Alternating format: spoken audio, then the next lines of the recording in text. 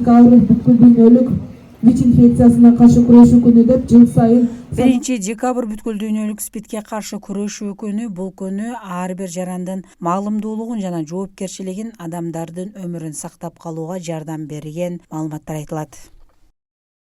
Оору жалпы коомдун негизги маселелеринен, коркунучтуу оорулардын бирине кирип калган. Бирок тилекке каршы жыл сайын 1 айлыкты өткөрүү менен жерлерде иш-чараларды өткөргөн менен оорулардын саны жылдан жылга көбөйүп атканы бизди өкүндүрөт. Өзүңдү жана жакындарыңды коргоонун эң жакшы жолу маалыматтуу болуу. ВИЧтен сактануу мүмкүн. ВИЧтен коргон, келечекти сакта. Ар бир адам маанилүү. Дал ушул чакырыктар атайын командалардын Дубал гезитинде чагылдырылган. Стигмага тема койдук. Стигмага жол жок, адамга мээрим керек деп. Мен СПИДке каршы күрөшүү бул ар бир адамдын өмүрү үчүн баалуу да. Ошол үчүн мен СПИД менен ооруган адамды бөлбөгөндү түшүндүрөйүн дедим да. Ошол жукпай турган жол, жуга турган жолдорун билип, ошону ошон үчүн стигмага жол жок деп тема койдум. Бөлбөш керек. Эгер бөлсөк, ал СПИД менен, ВИЧ менен ооруган адамдын психикасы бузулуп, стресске учурап, анан осложненияларга алып келет дагы, оору тез өлүмгө учурашы мүмкүн. Жаштардын үнү медициналык мекемелер жана башка ишканалардын Дубал гезиттери калыстар тобунун талкуусуна берилип, жыйынтыгында 3-чү орунга кургак учка каршы күрөшүү мекемеси, 2-чи орунду кан борбору, 1-чи орунга болсо Баткен мамлекеттик университетинин студенттери татыктуу деп табылды.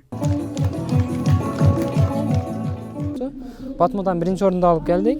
Бул жака да келип, бул жактан да 1-чи орунду алдык.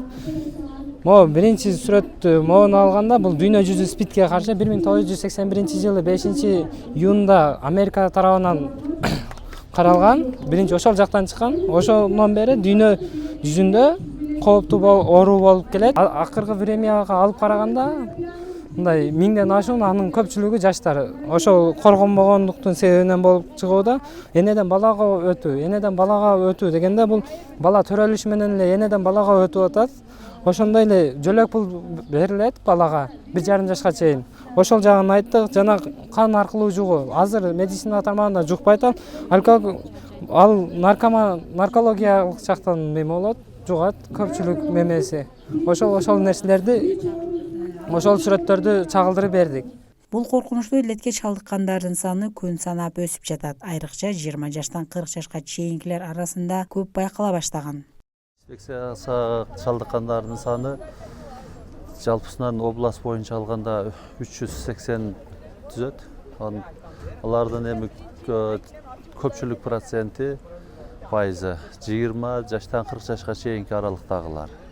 Булардан ВИЧ инфекциясын аныктоо боюнча мына миграциядан келген оору адамдарды анализдерге алып аныкталат. Ошолордун ичинен эгер инфекция вирусын жугузуп алгандар болсо, аларды тездик менен барып, бардык анализдерин аныктап, дарылар бериле баштайт.